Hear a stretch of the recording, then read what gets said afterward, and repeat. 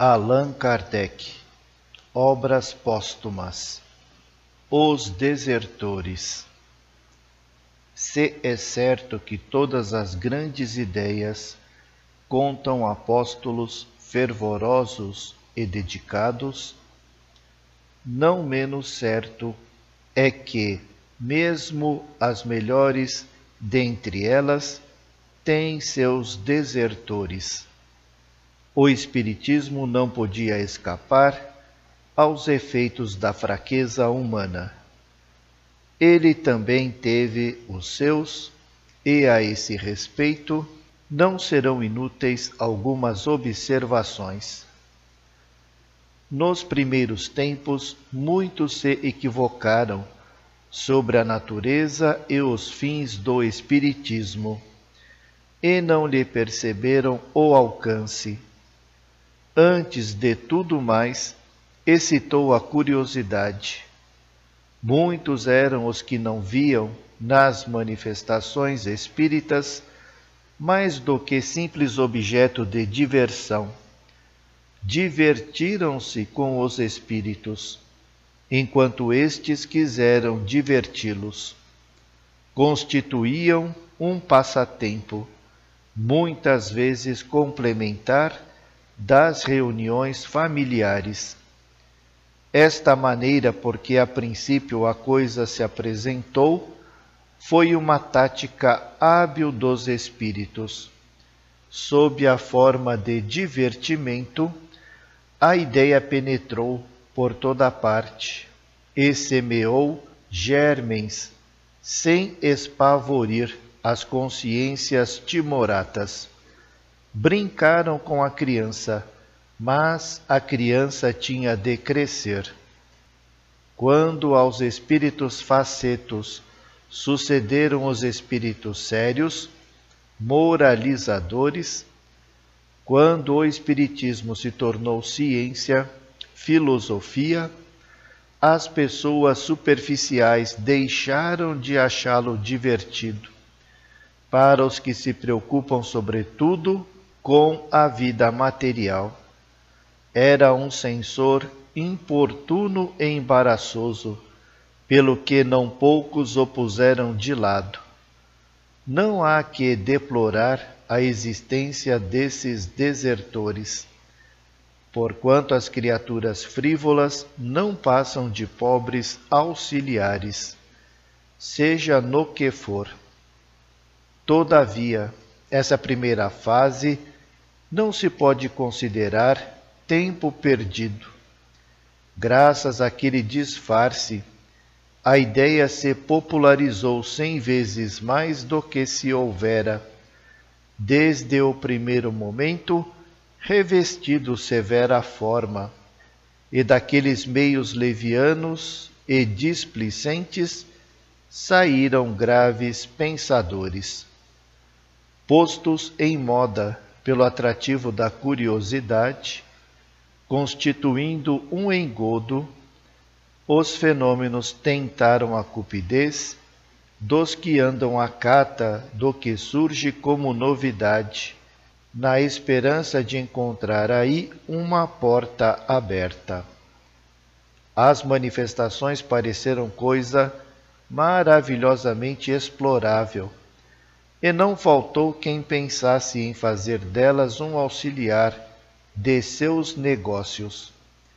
Para outros, era uma variante da arte da adivinhação, um processo talvez mais seguro do que a cartomancia, a quiromancia, a borra de café, etc., etc.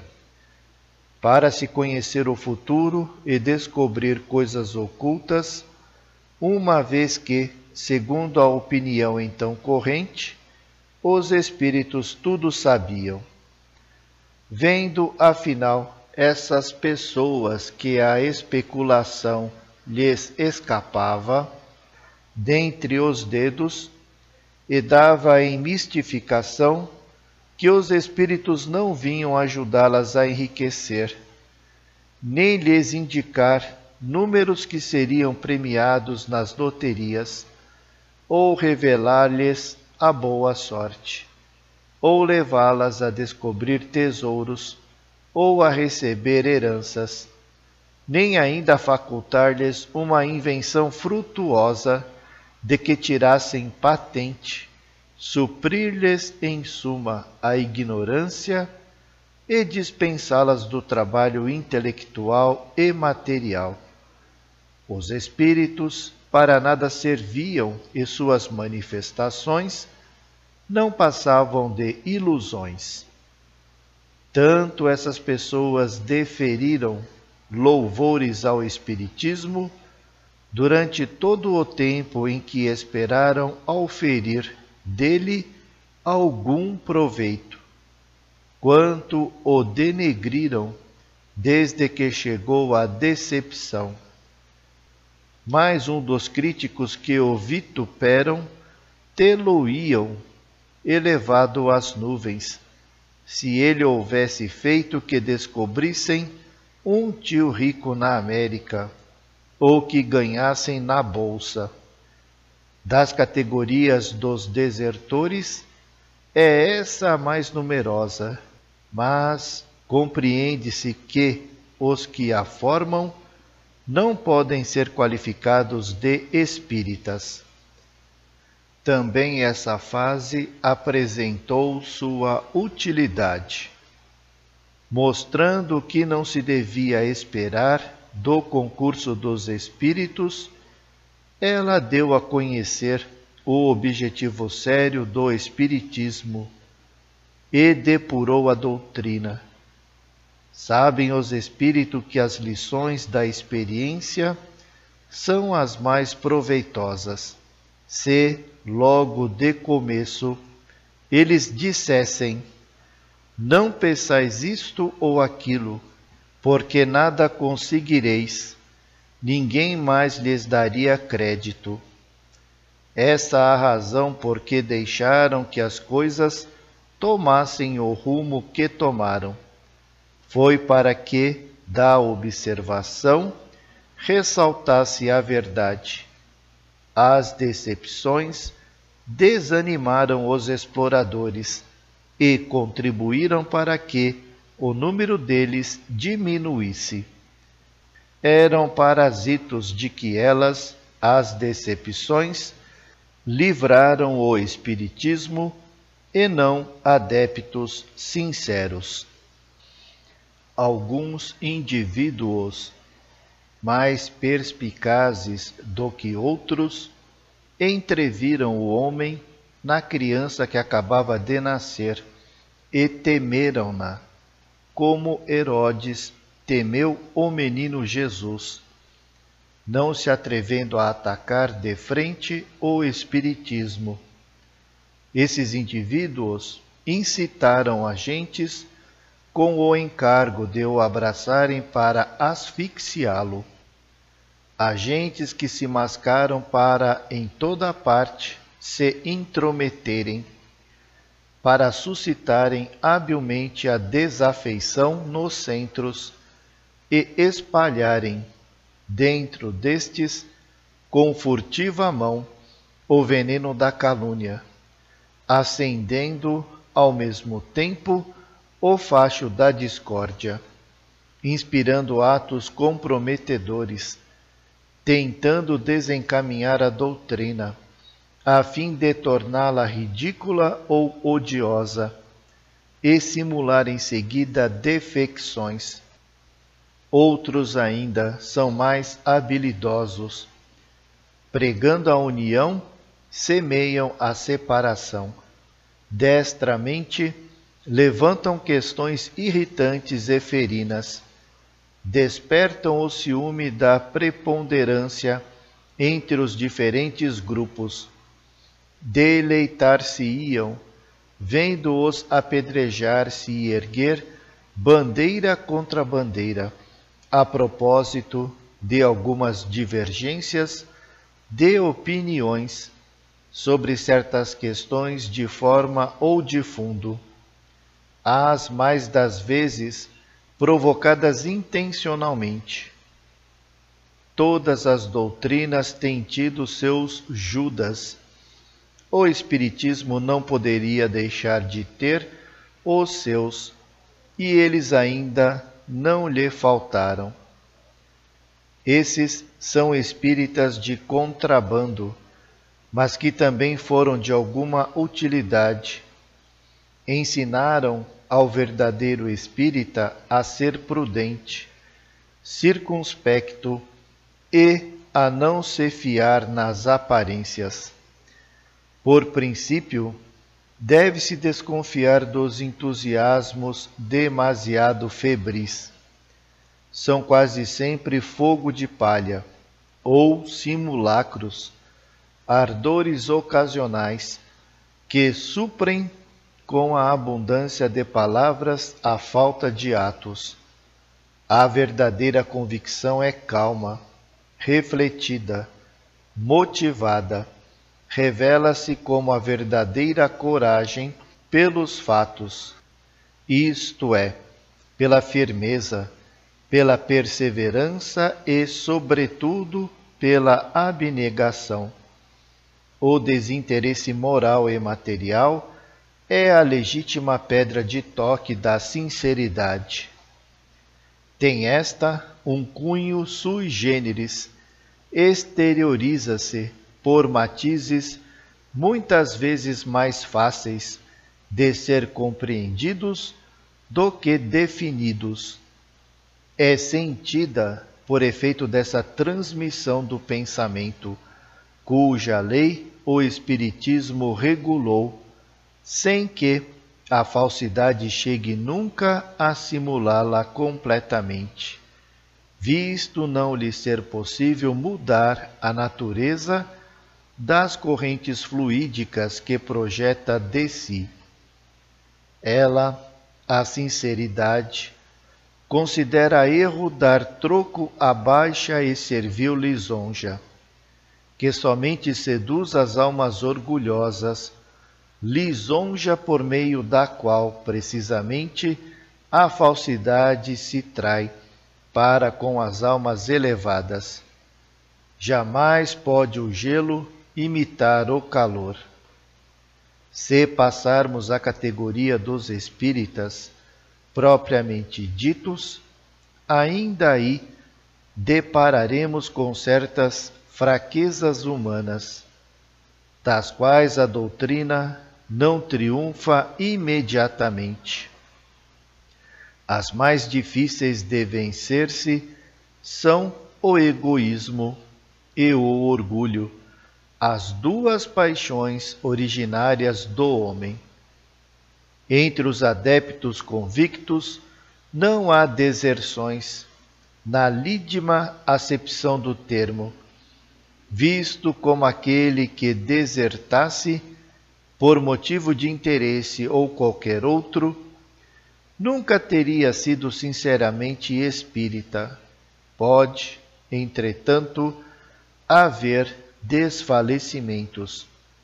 Pode dar-se que a coragem e a perseverança fraqueiem diante de uma decepção, de uma ambição frustrada, de uma preeminência não alcançada, de uma ferida no amor próprio, de uma prova difícil. Há o recuo ante o sacrifício do bem-estar, ante o receio de comprometer os interesses materiais, ante o medo do que dirão, há o ser-se abatido por uma mistificação, tendo como consequência não o afastamento, mas o esfriamento. Há o querer viver para si e não para os outros, o beneficiar-se da crença, mas sob a condição de que isso nada custe. Sem dúvida, podem os que assim procedem ser crentes, mas sem contestação, crentes egoístas, nos quais a fé não ateou o fogo sagrado do devotamento e da abnegação. Às suas almas custa o desprenderem-se da matéria. fazem nominalmente número, porém não há contar com eles. Todos os outros são espíritas que, em verdade, merecem esse qualificativo. Aceitam por si mesmos todas as consequências da doutrina e são reconhecíveis pelos esforços que empregam por melhorar-se, sem desprezarem, além dos limites do razoável, os interesses materiais. Estes são, para eles, o acessório e não o principal. Não consideram a vida terrena senão como travessia, mais ou menos penosa. Estão certos de que o emprego útil ou inútil que lhe derem depende o futuro. Tem por mesquinhos os gozos que ela proporciona. Em face do objetivo esplêndido que entrevém no além, não se intimidam com os obstáculos com que topem no caminho. Vêem nas vicissitudes e decepções provas que não lhes causam desânimo, porque sabem que o repouso será o prêmio do trabalho. Daí vem que não se verificam entre eles deserções nem falências. Por isso mesmo, os bons espíritos protegem manifestamente os que lutam com coragem e perseverança, aqueles cujo devotamento é sincero e sem ideias preconcebidas. Ajudam-nos a vencer os obstáculos e suavizam as provas que não possam evitar-lhes, ao passo que, não menos manifestamente, abandonam os que se afastam deles e sacrificam, à causa da verdade, as suas ambições pessoais.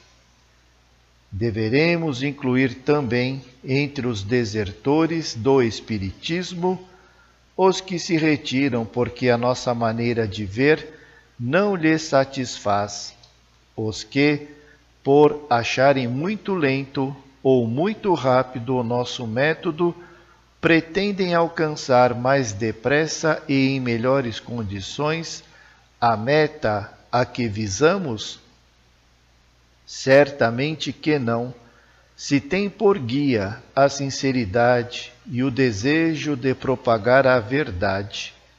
Sim, se seus esforços tendem unicamente a se porem eles em evidência e a chamar sobre si a atenção pública para a satisfação do amor próprio e de interesses pessoais.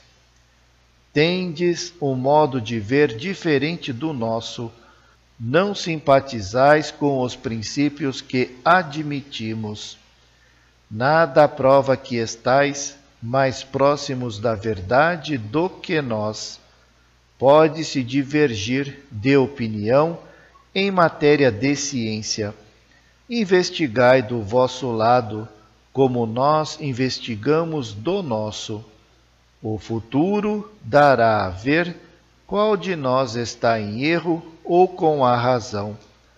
Não pretendemos ser os únicos a reunir as condições fora das quais não são possíveis estudos sérios e úteis. O que temos feito podem outros, sem dúvida, fazer.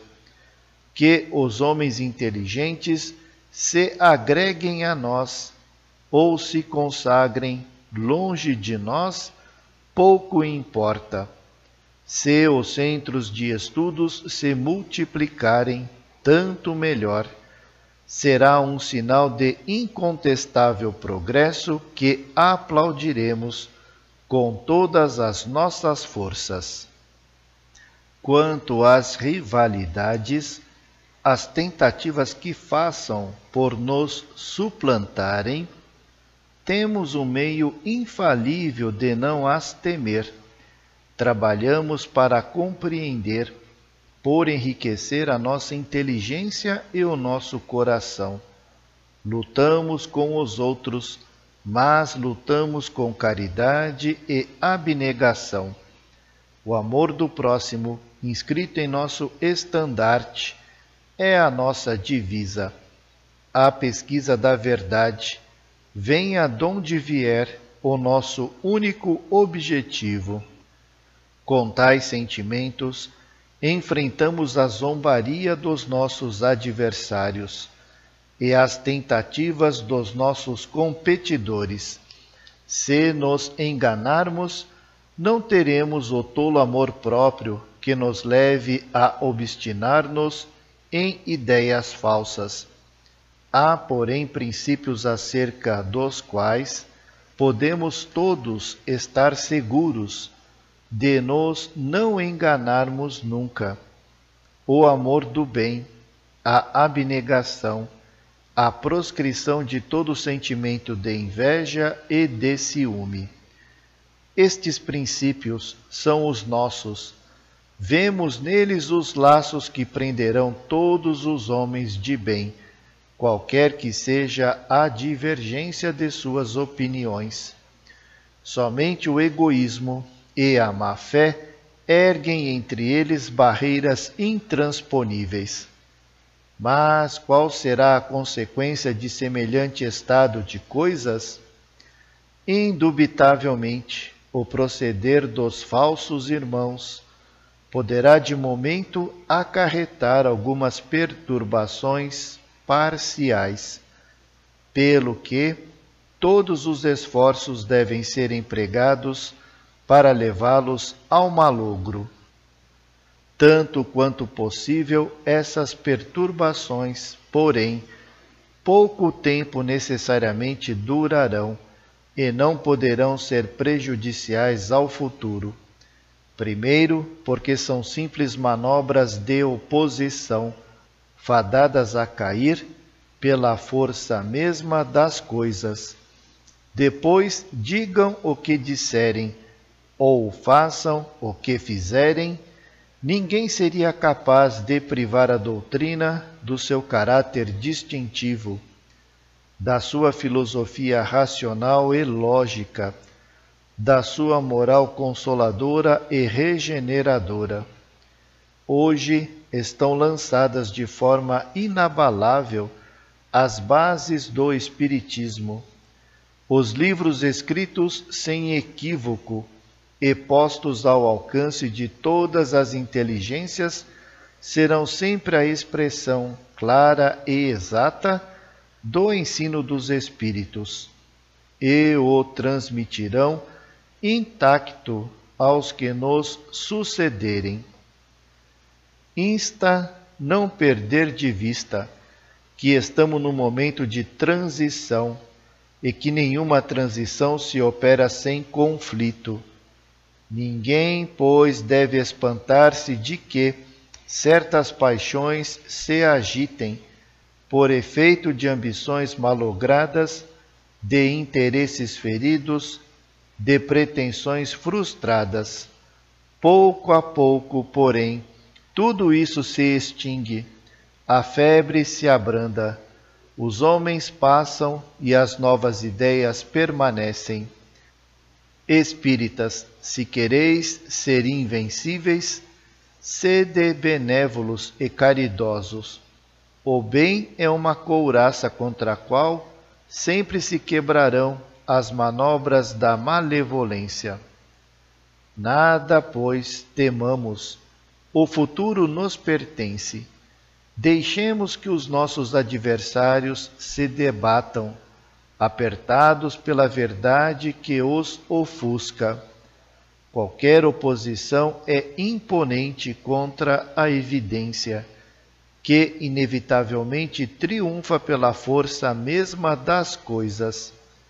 É uma questão de tempo a vulgarização universal do Espiritismo, e neste século o tempo marcha a passo de gigante, sob a impulsão do progresso. Allan Kardec.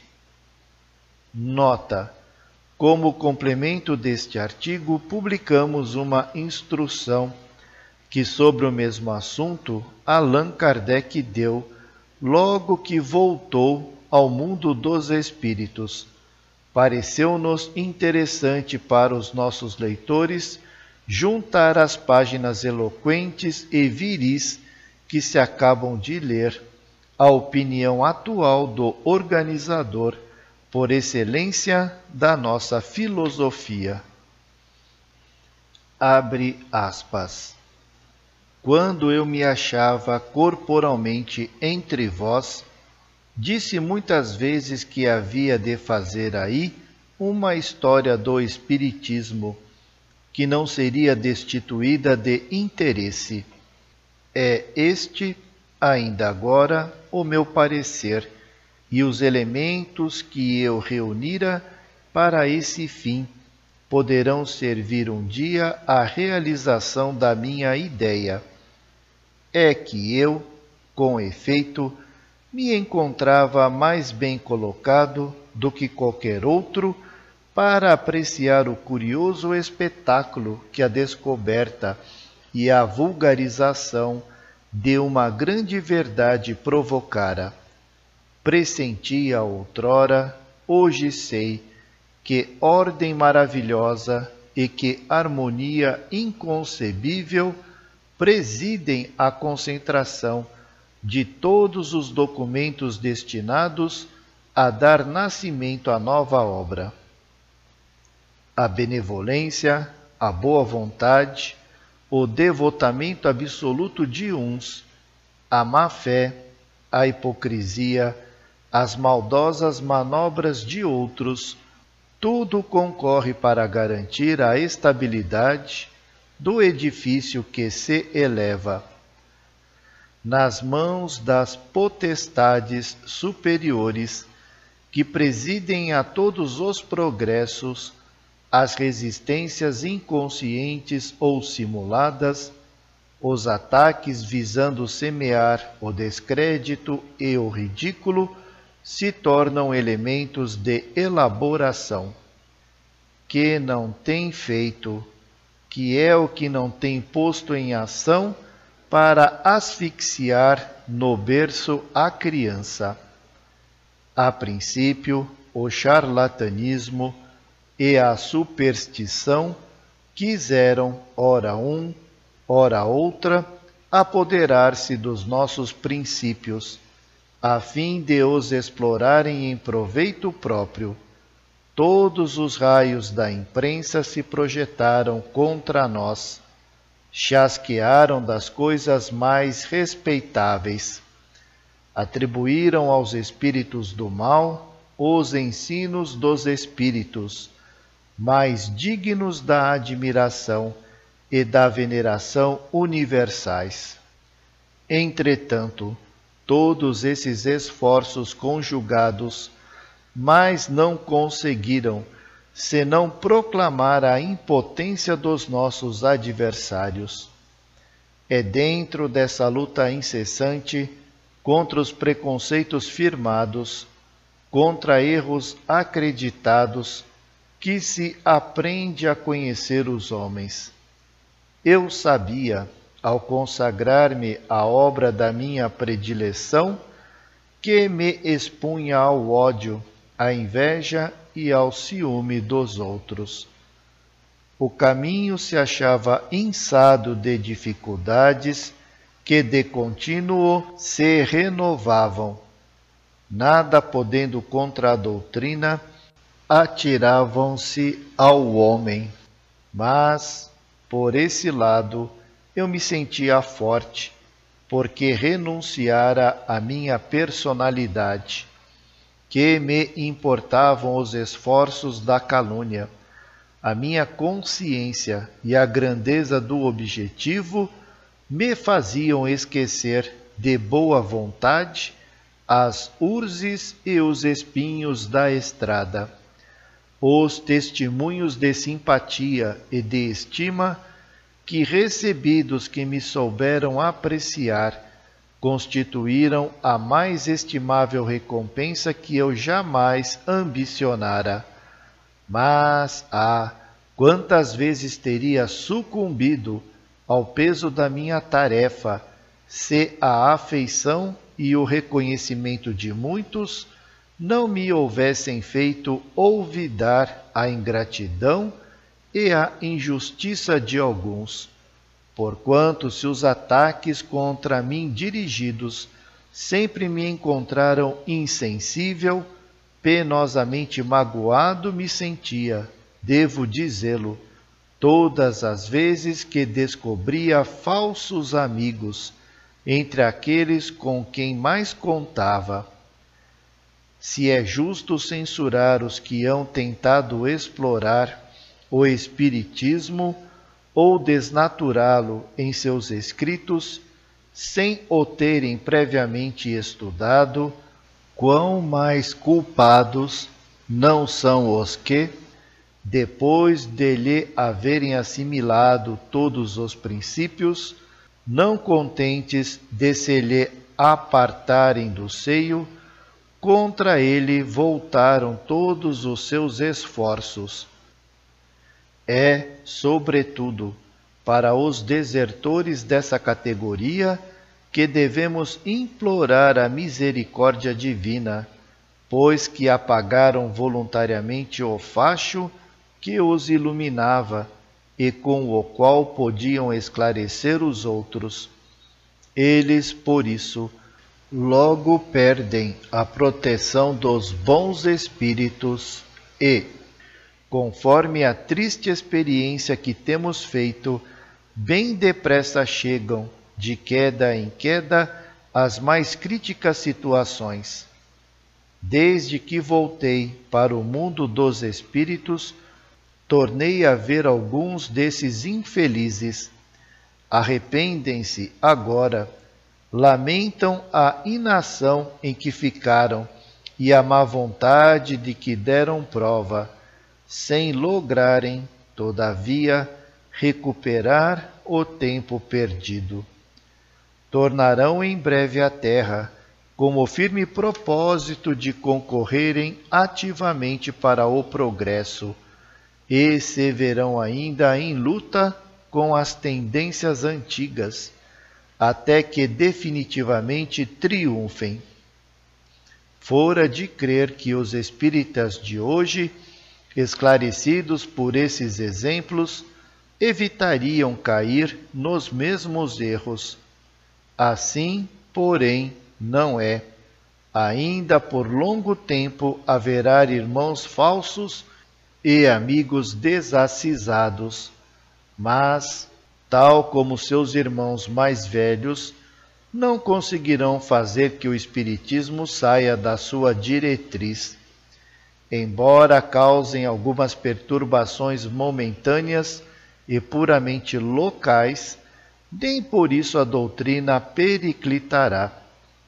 Ao contrário, os espíritas transviados bem depressa reconhecerão o erro em que incidiram e virão colaborar com maior ardor na obra por um instante abandonada e, atuando de acordo com os espíritos superiores que dirigem as transformações humanitárias, caminharão a passo rápido para os ditosos tempos prometidos à humanidade regenerada.